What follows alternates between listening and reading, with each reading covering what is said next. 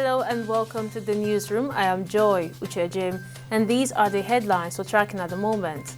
The Nigeria Hydrological Services Agency has warned of flooding in certain parts of the country, including Lagos, Rivers, the FCT, and 28 other states. In a flood alert issued, the NISA said the alert followed rising river levels and persistent rainfall across the country. The agency's Director General, Umar Ibrahim, cautioned of high to very high flood risk between 7th August and 21st of August 2025. And the presidency has dismissed recent claims that Nigeria is on the brink of collapse, describing such assertions as exaggerated and not grounded in fact. In a statement, Sunday Dare, the special advisor to President Bola Tinubu on media and public communications, pushed back against a recent editorial titled "Nigeria is collapsing under Tinubu's watch," accusing it of misrepresenting the country's current economic situation and fueling public despair. And the Labour Party presidential candidate in the 2023 election, Peter Obi, has condemned the arrest and continued detention of Omoyele Sowore by the Nigerian police force, describing it as a miscarriage of justice and abuse of state power. In a statement shared on X, Obi said he was deeply disturbed to learn of the arrest of Sowore, stating that his arrest should be condemned by all who value justice and due process. And the governor of the Central Bank of Nigeria, Olayemi Cardoso, has congratulated the new managing director and the executive director operations of the Nigeria Deposit Insurance Corporation, NDIC, on their appointment and expressed optimism about deepening collaboration between the two institutions.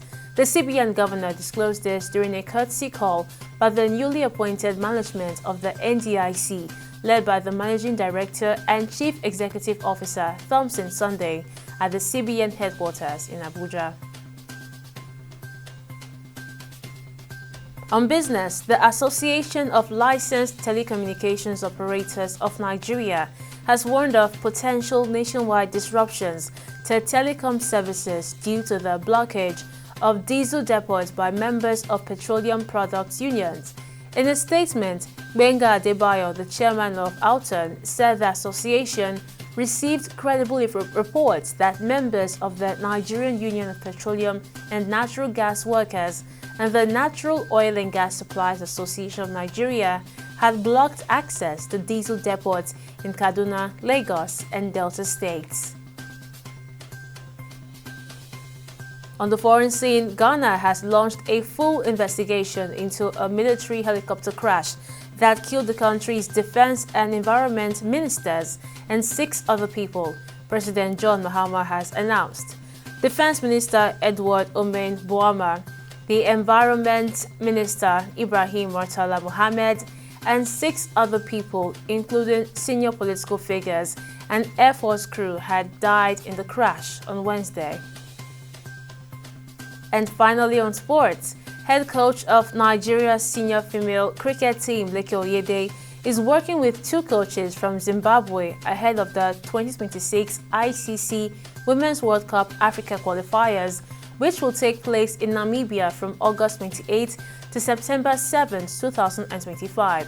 The female Yellow Greens are intensifying their preparations at a closed camp in Lagos, where they are also expected to be joined by another South African coach before they depart for Namibia. And those are the major stories from our newsroom at the moment. We'll bring you more updates at the top of the hour.